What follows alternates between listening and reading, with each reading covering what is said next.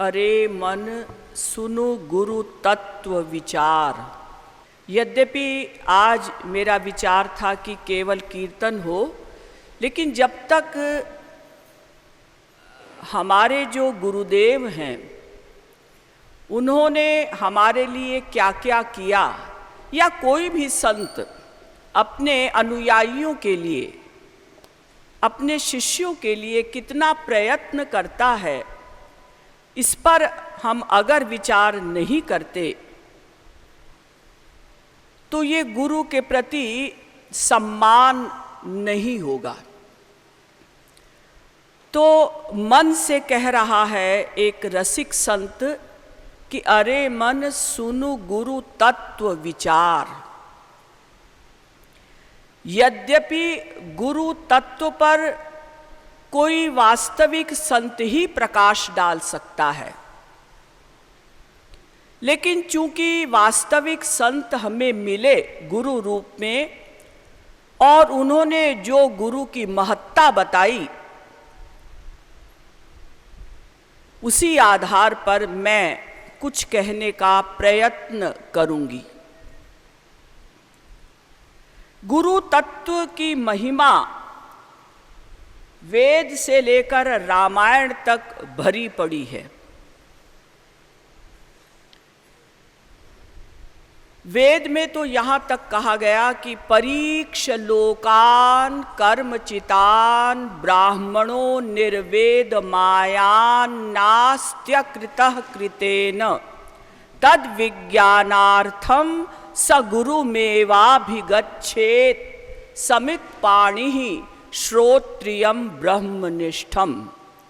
मुंडकोपनिषद पहले मुंडक के दूसरे खंड का 12वां मंत्र। अर्थात कर्म कर करके आध्यात्मिक विद्वानों ने ये जान लिया है कि कर्म करने से कर्म का अत्यंता भाव नहीं होता, अपितु बंधन होता जाता है। इसलिए किसी वास्तविक गुरु की शरण में जाकर उनकी बताई हुई साधना करके ही जीव अपना कल्याण कर सकता है। तो वो संत कैसा होना चाहिए? समित पाणि श्रोत्रियम ब्रह्मनिष्ठम। श्रोत्रिय हो। श्रोत्रिय मने वेदों शास्त्रों का ज्ञाता हो, हमारी शंकाओं को निकाल सकता हो, हमारे डाउट्स क्लियर कर सकता हो। और ब्रह्मनिष्ठ माने जो प्रैक्टिकल भी हो, जिसने दिव्यानंद प्राप्त भी कर लिया हो। भागवत भी कहती है तस्माद् गुरुं प्रपद्येत जिज्ञासुश्रेय उत्तमं शाब्दे परे च निष्णातम ब्रह्मण्युपशमाश्रयम्। श्रीमद् भागवत के 11वें स्कंध के 3 अध्याय का 31वां श्लोक। तस्मात् गुरुं प्रपद्येत, ऐसे गुरु की शरण में जाओ, जिज्ञासु भाव से जाओ। जिज्ञासुश्रेय उत्तमम, कैसे गुरु की शरण में जाए? शाब्दे परे च निष्णातम, जो शब्द ब्रह्म में भी निष्णात हो, निपुण हो, और पर ब्रह्म में भी निपुण हो। क्या मतलब?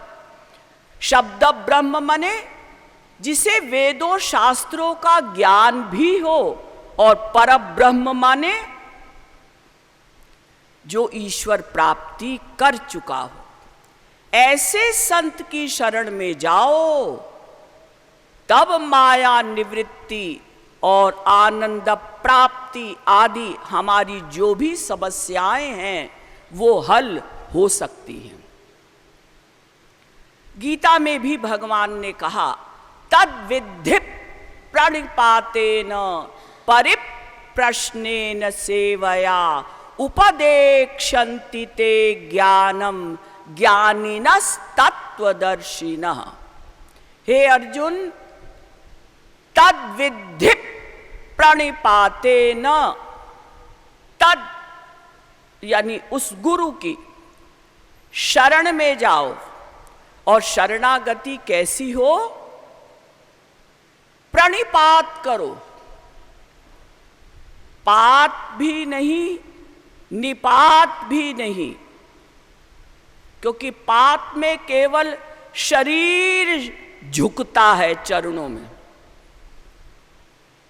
निपात में कुछ श्रद्धा होती है, पूर्ण श्रद्धा नहीं होती गुरु के प्रति। इसलिए प्रणिपात करो।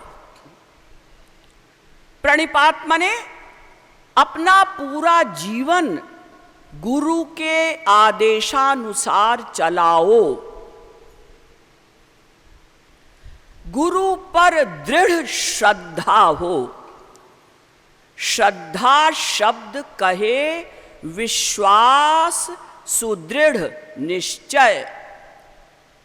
चैतन्य महाप्रभु ने श्रद्धा की परिभाषा बताई, जिसमें सुदृढ़ विश्वास हो, गुरु के वचनों पर पूर्ण विश्वास, उसका नाम श्रद्धा।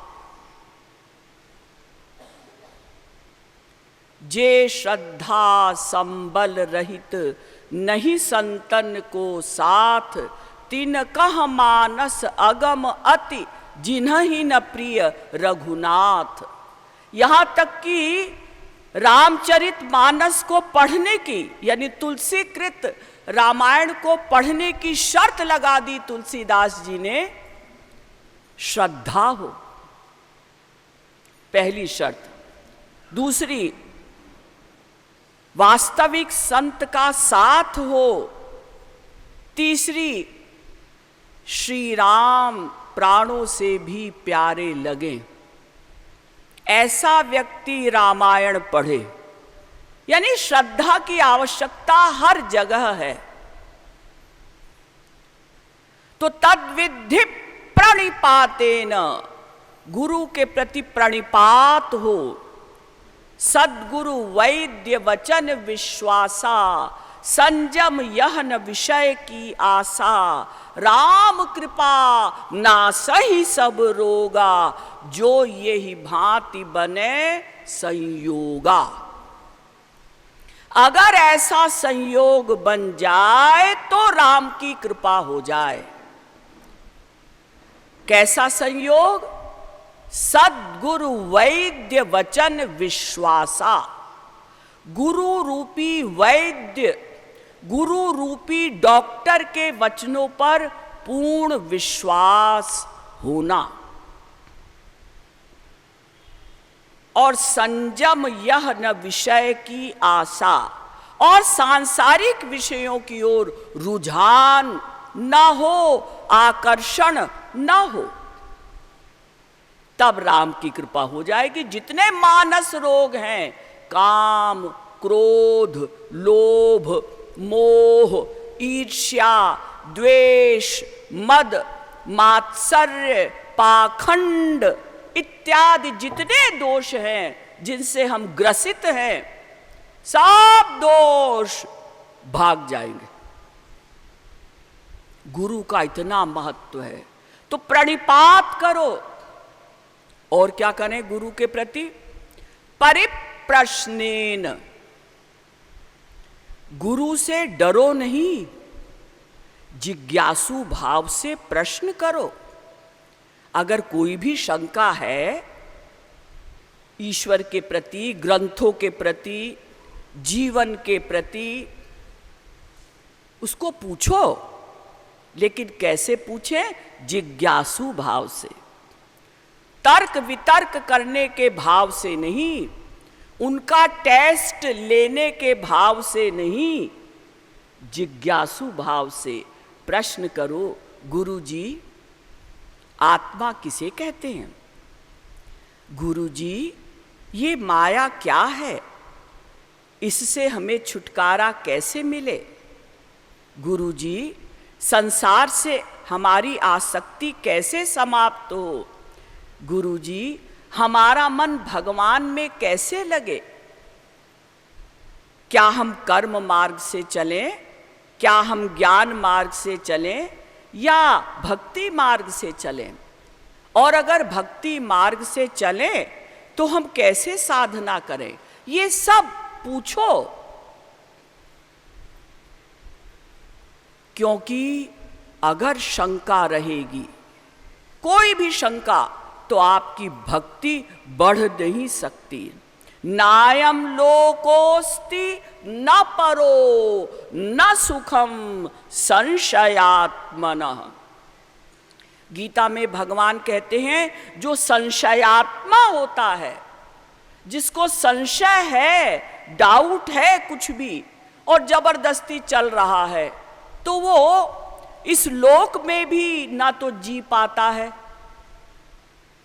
संशय करने वाला, अरे ये जो भोजन आया है, तो मेरी पत्नी कई दिनों से झगड़ा कर रही है, कहीं इसमें पॉइजन तो नहीं मिला दिया। मैंने न्यूज़पेपर में पढ़ा था कि एक स्त्री ने पति के खाने में पॉइजन मिला दिया था, तो कहीं मेरी स्त्री ने भी तो पॉइजन नहीं मिला दिया। अब इंक्वायरी करो, जिएंगे कैसे? संसार में भी संशयात्मा ठीक से जी नहीं सकता, और ईश्वरीय राज्य में तो अगर संशय है तो आप ईश्वर की ओर चल ही नहीं सकते, बार बार आपका पतन होगा।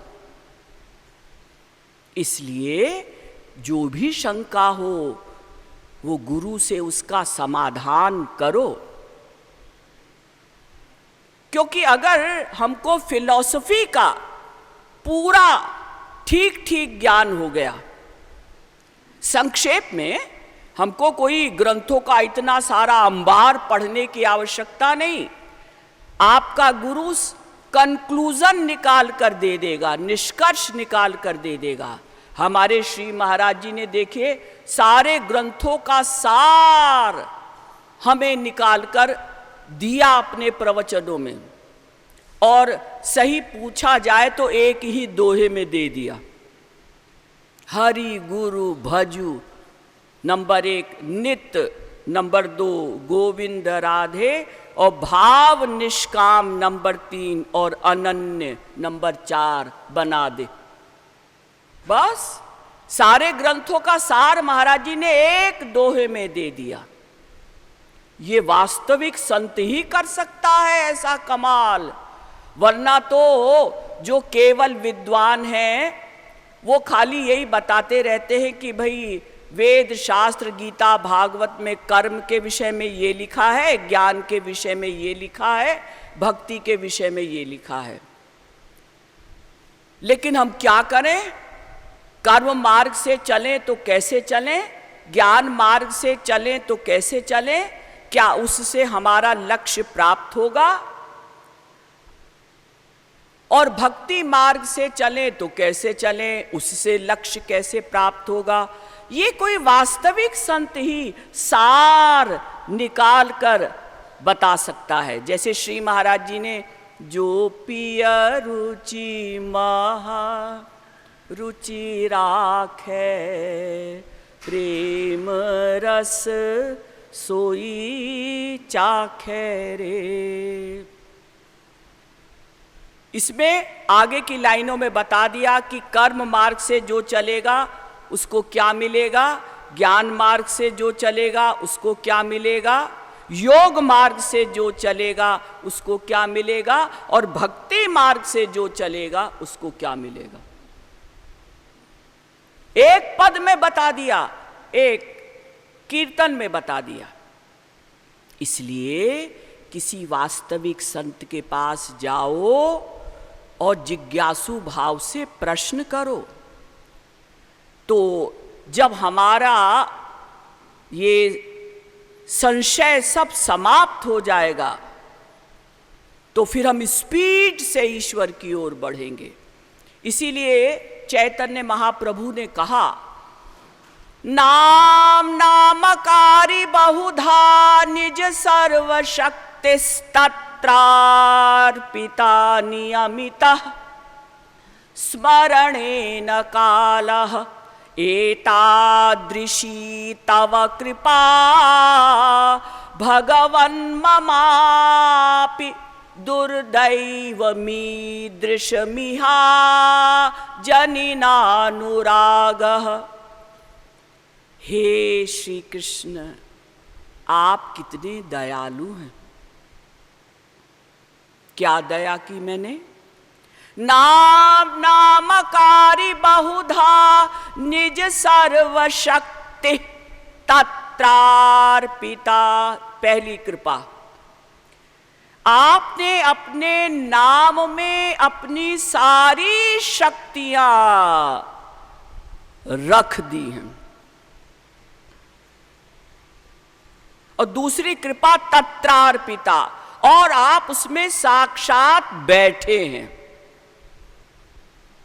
संसार में ऐसा नहीं होता कि हमारा जो नाम है उसमें हमारी सारी शक्तियां हैं और हम अपने नाम में साक्षात बैठे हैं। ये भगवान के कृपा का कमाल है कि उनके नाम में सारी शक्तियां हैं। इसीलिए तो तुलसीदास जी ने कहा कि जासु नाम सुमिरत एक बारा उतरहि नर भव सिंधु अपारा। जिनका एक बार हृदय से नाम स्मरण करने से मनुष्य भव सागर से पार हो जाता है। आप कहेंगे हमने तो अनंत बार गाया, भगवान का नाम स्मरण भी किया, कंप्लीट सरेंडर के साथ नहीं किया। एक बार कंप्लीट सरेंडर के साथ विह्वल होकर, तड़प कर, आर्त होकर जब हम राधे बोलेंगे तो एक बार राधे कहने से ईश्वर प्राप्ति, राधा जी का दर्शन हो जाएगा। इतना कमाल है भगवान के नाम में। और आप लोग अनुभव भी करते हैं, जिसका जितना प्यार है श्री राधा रानी से, उसको राधा शब्द कहने में उतना ही रस मिलता है। ऐसा नहीं गप है, पता नहीं कब 100% शरणागति होगी, तब पता नहीं कब अनुभव होगा। आप अनुभव करते हैं। राधे कहते ही आपको आनंद की अनुभूति होती है। ये नाम में कमाल है उनके। तो चैतन्य महाप्रभु कहते हैं, एतादृशी तव कृपा भगवन ममापि। ये आपकी कृपा है हमारे ऊपर, लेकिन दुर्दैवमीदृशमिहा जनिनानुरागः। लेकिन हमारा दुर्भाग्य है, आपने इतनी कृपाएं की कि नाम में साक्षात बैठे हैं, सारी शक्तियों को लेकर बैठे हैं, लेकिन हमारा दुर्भाग्य है क्या कि नाम में हमें पूर्ण अनुराग नहीं हो रहा है। तो पूर्ण अनुराग क्यों नहीं हो रहा है? तो दुर्दैव शब्द का अर्थ किया हमारे यहां बड़े बड़े भाष्यकारों ने, नामापराध के कारण। हम कीर्तन भी करते हैं, साथ में नामापराध भी करते जाते हैं। आंसू भी बहाते हैं, साथ में नामापराध भी करते जाते हैं। नामापराध बने भगवान, उनका नाम, उनका रूप, उनके गुण, उनकी लीलाएं, उनके धाम और उनके संत जन, इनमें किसी को छोटा बड़ा मानना, उनके विपरीत चिंतन करना, ये है नामापराध। तो हम नामापराध से बच सकते हैं। हम इतनी साधना करते हैं, फिर डाउन हो जाती है, फिर आगे बढ़ते हैं, फिर डाउन, नामापराध के कारण। तो नामापराध से हम कैसे बचें? तत्व ज्ञान से। अगर हमारे मस्तिष्क में ये बात बैठ जाए कि हमारा गुरु जो करेगा हमारे कल्याण के लिए ही करेगा, क्योंकि उनका अपना कोई स्वार्थ नहीं। आत्म प्रयोजना भावे परानुग्रह एव ही, लिंग पुराण। भगवान और संतों का अपना कोई प्रयोजन नहीं, तो वो कुछ भी करेंगे तो क्यों करेंगे? परानुग्रह एव ही, दूसरे पर अनुग्रह करने के लिए ही करेंगे। कुछ भी करेंगे तो दूसरों पर कृपा करने के लिए ही करेंगे। केवल एक बात यदि हमारे मस्तिष्क में बैठ जाए, कभी नामापराध ना हो।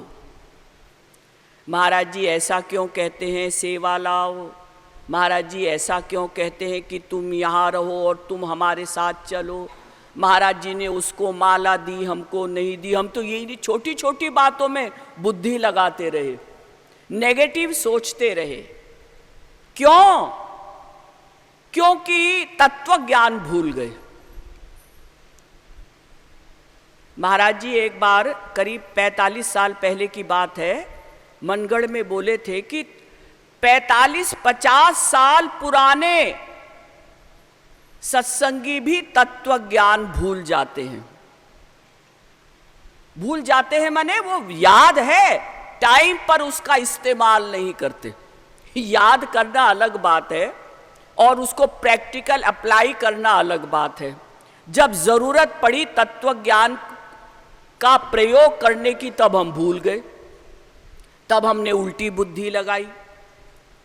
केवल प्रचारकों को तत्व ज्ञान महाराज जी बोले हर समय मस्तिष्क में रहता है, क्योंकि वो तत्व ज्ञान प्रवचन के रूप में बोलते रहते हैं। लेकिन अगर तत्व ज्ञान हमारे मस्तिष्क में रहे सदा, तो कभी हम कोई अपराध कर ही नहीं सकते, सांसारिक अपराध भी नहीं कर सकते। अरे हम तो सांसारिक अपराध संसार के डर के होने के कारण भी नहीं करते। जैसे हम कहीं जा रहे हैं और हमारी मंशा है कि आज चलो बैंक का कुछ ताला वाला तोड़े, और कौन नौकरी करे, आज बैंक से अपना लाखों रुपया निकाल लेंगे। इतने में पीछे से हमारा एक दोस्त आया, उसने कंधे पर हाथ रखा। अरे यार, रात के 12 बजे कहाँ जा रहे हो? अरे हम तो ऐसे ही थोड़ी ठंडी हवा खाने के लिए निकले थे। देखिए, अपराध से बच गए आप। फिर अगर हमारे हृदय में, मन में, बुद्धि में ये विश्वास बैठ जाए कि भगवान हमारे हृदय में बैठकर हर क्षण के आइडियाज नोट कर रहे हैं, हम संसार वालों को बुद्धू बना सकते हैं, हम बहुत अच्छे हैं। भगवान को और गुरु को बुद्धू नहीं बना सकते। तो यही सिद्धांत अगर केवल एक बात हमारे हृदय में बैठ जाए कि भगवान हमारे हृदय में बैठकर सदा हर क्षण के आइडियाज नोट कर रहे हैं, तो भी हम अपराधों से बच जाएं, पापों से बच जाएं। इसलिए परिप्रश्नेन, इसलिए गुरु से जिज्ञासु भाव से प्रश्न करो। बार बार प्रवचन सुनिए। बहुत से लोग सोचते हैं प्रवचन शुरू हो गया, अरे हम तो कीर्तन करने के लिए आए थे ना। कीर्तन से अधिक आवश्यक है प्रवचन।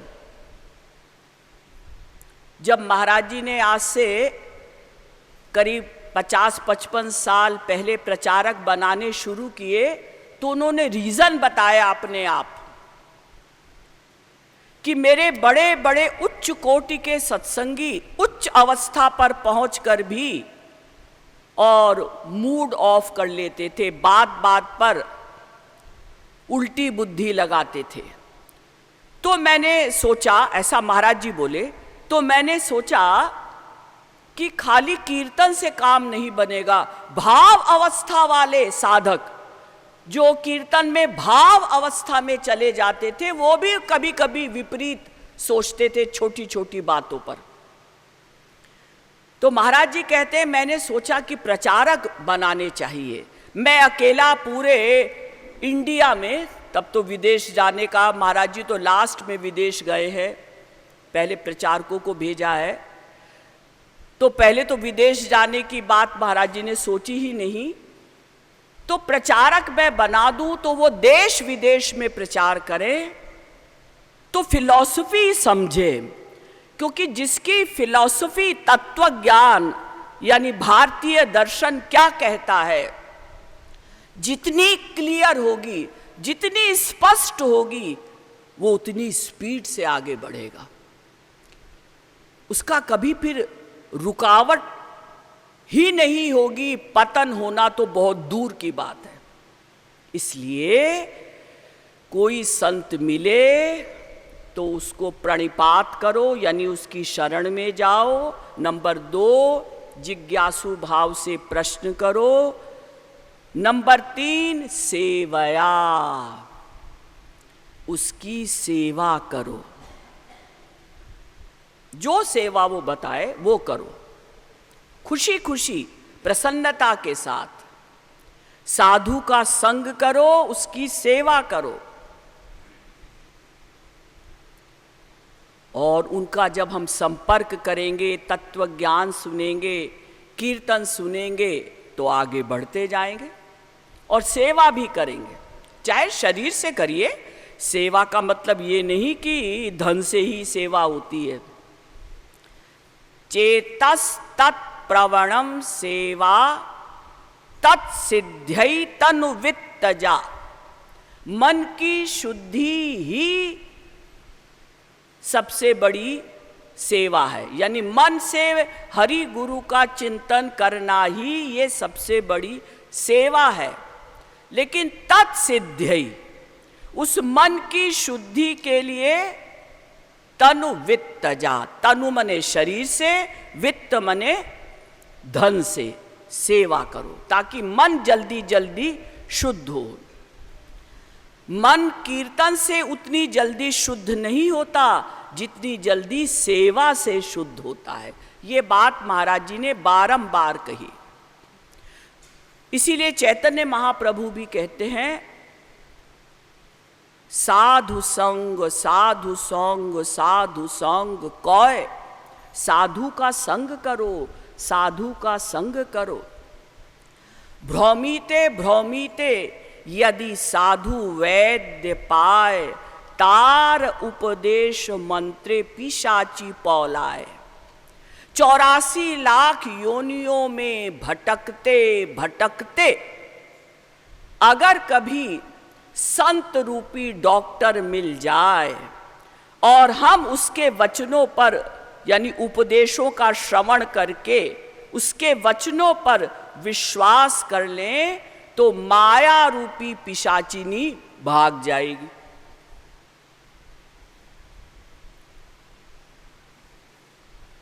इसलिए संतों का महत्व बताया गया कि वास्तविक संत मिलना ही ईश्वर की बहुत बड़ी कृपा है।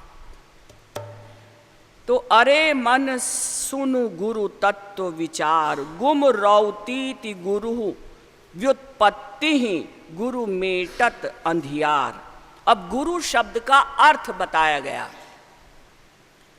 गुम रौतीति, गुम मने अंधकार को, रौतीति मने जो नष्ट कर दे। हमारा जो अंधकार है ना, अंधकार कौन है? माया, माया मोह ममता, ये अंधकार स्वरूप है और भगवान प्रकाश स्वरूप है। तो गुम रौतीति, गुरु क्या करता है? अज्ञान रूपी अंधकार को समाप्त कर देता है।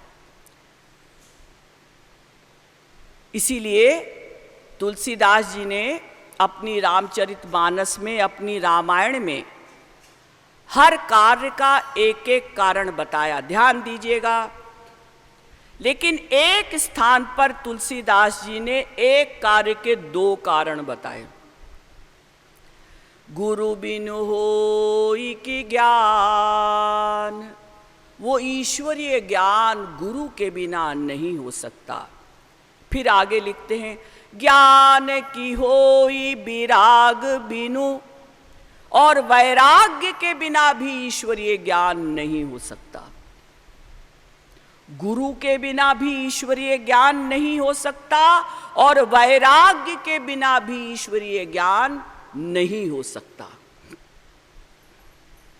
तो आप लोग कहेंगे तुलसीदास जी लिखते लिखते कुछ भूल गए होंगे, इसलिए ऐसा लिख दिया होगा।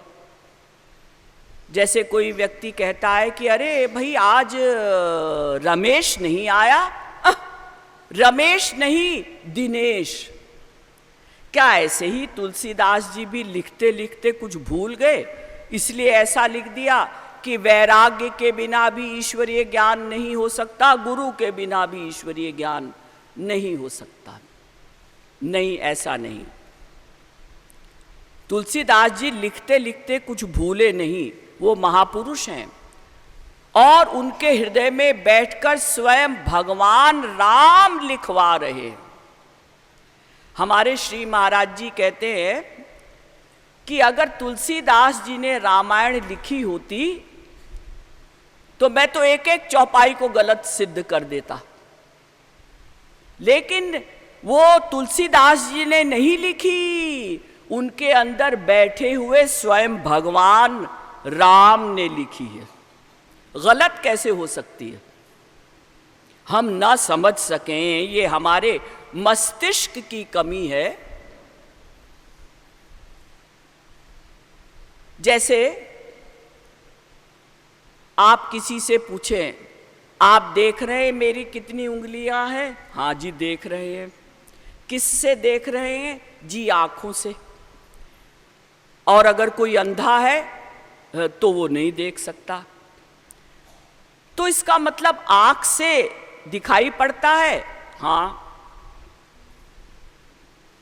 लेकिन अगर चारों ओर अंधेरा कर दिया जाए और फिर कहा जाए आंख वालों बताओ मेरी कितनी उंगलियां हैं, जी दिखाई नहीं पड़ता। क्यों? आप तो कहते थे आंख से दिखाई पड़ता है। जी नहीं, वो प्रकाश से दिखाई पड़ता है। ठीक है। तो किसी सूरदास को जो जन्म से अंधा हो और 25 जून की दोपहरी में उसका मुख सूर्य की ओर करके आप उससे पूछिए कुछ दिखाई देता है? जी नहीं। क्यों? आप तो कहते थे प्रकाश से दिखाई देता है। जी नहीं, वो आंखें भी ठीक हों और प्रकाश भी हो तब दिखाई पड़ता है। इसी प्रकार से हमारे अंदर कुछ न कुछ मात्रा में प्रवचन सुनकर, पुस्तकें पढ़कर, भक्ति करके थोड़ा वैराग्य या संसार की ठोकरें खाकर अगर थोड़ा वैराग्य है तभी गुरु के मिलने का लाभ होगा। वरना श्री महाराज जी 91 ईयर्स तक भारतवर्ष में रहे तो पूरी इंडिया ने तो श्री महाराज जी से लाभ नहीं उठाया। 2-2, 3-3 लाख लोग प्रवचन में आते थे, उसमें से सत्संग में कितने चलते थे? 10, 15, 20। क्यों? क्योंकि उनमें वैराग्य नहीं था। थोड़ा तो वैराग्य हो ना, संसार कुछ तो फीका लगे तब तो गुरु के वाक्यों का कुछ असर होगा। तो वैराग्य भी हो संसार से और सच्चा संत भी मिले तब भगवत प्राप्ति की समस्या हल हो सकती है। तो गुरु अंधकार, माया रूपी अंधकार को मिटाता है। यद्यपि गुरु गोविंद दो इक कह वेदादि पुकार, यद्यपि हमारे यहाँ वेद इत्यादि ग्रंथ जो हैं बार बार कहते हैं कि गुरु और भगवान दोनों एक ही हैं, कुछ तो कहते हैं बराबर हैं दोनों। जैसे श्वेताश्वतरोपनिषद में कहा गया, यस्य देवे परा भक्तिर यथा देवे तथा गुरऊ, 6वें अध्याय का 23वां मंत्र। जैसी भक्ति आप पराभक्ति भगवान के प्रति करें, वैसी ही गुरु के प्रति भी करें। क्यों? क्योंकि दोनों बराबर हैं। नारद जी भी कहते तस्मिन् तज्जने भेदा भावात, भगवान में और गुरु में कोई भेद नहीं, दोनों बराबर हैं। लेकिन भागवत कहती है आचार्यम माम विजानीयान्नावमन्येत कर्हिचित् न मर्त्य बुद्ध्या सूयेत सर्वदेवमयो गुरुः। अर्थात भागवत में भगवान उद्धव से कहते हैं कि उद्धव, भगवान और संत बराबर हैं ऐसा नहीं, मैं ही, भगवान कह रहे मैं ही संत के रूप में हूं ऐसा मानो, मेरा ही स्वरूप है वो संत। आचार्यम माम विजानीयात, यानी दो पर्सनैलिटी है ही नहीं। जब दो पर्सनैलिटी होंगी तभी तो कोई छोटा बड़ा या बराबर होगा।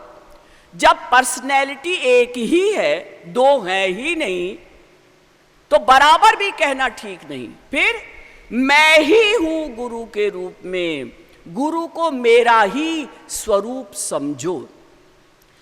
तो यद्यपि वेदों शास्त्रों में कहा गया कि हरि गुरु दोनों समान हैं, जैसे महाराज जी ने भी लिखा ना, हरि गुरु हैं समान, वेदवाणी है प्रमाण।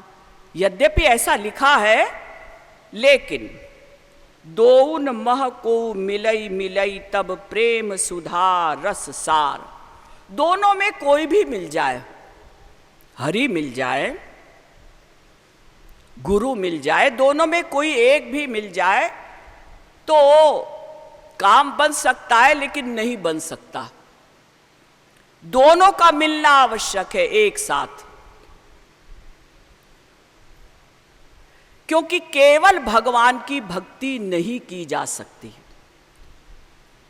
केवल गुरु की भक्ति की जा सकती है। केवल गुरु की भक्ति से ईश्वर प्राप्ति हो सकती है, लेकिन केवल भगवान की भक्ति से ईश्वर प्राप्ति नहीं हो सकती। क्यों? क्योंकि हमको तत्व ज्ञान देगा कौन? हम कौन हैं, हमारा कौन है, हमारा लक्ष्य क्या है, लक्ष्य की प्राप्ति कैसे होगी, ये सब कौन बताएगा? स्वयं भगवान तो बताएंगे नहीं। और अगर आप कहें हम ग्रंथों को पढ़कर समझ लेंगे, तो ग्रंथों को पढ़कर तो कोई नहीं समझ सकता।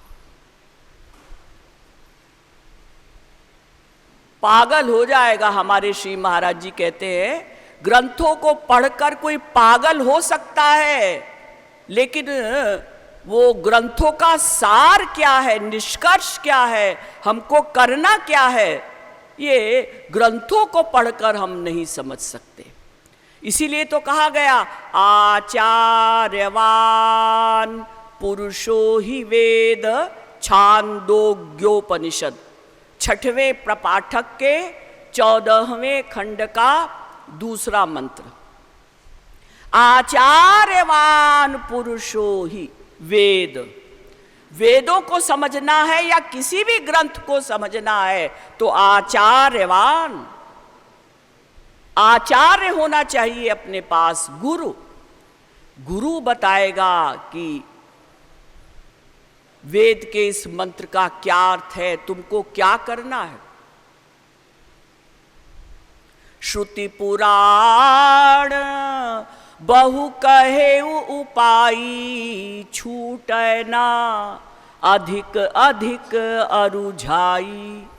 जितने ग्रंथों को आप पढ़ेंगे, तुलसीदास जी कहते हैं, आपके संशय कम नहीं होंगे, छूटे ना अधिक अधिक अरुझाई, और उलझ जाएंगे आप, और संशयात्मा हो जाएंगे।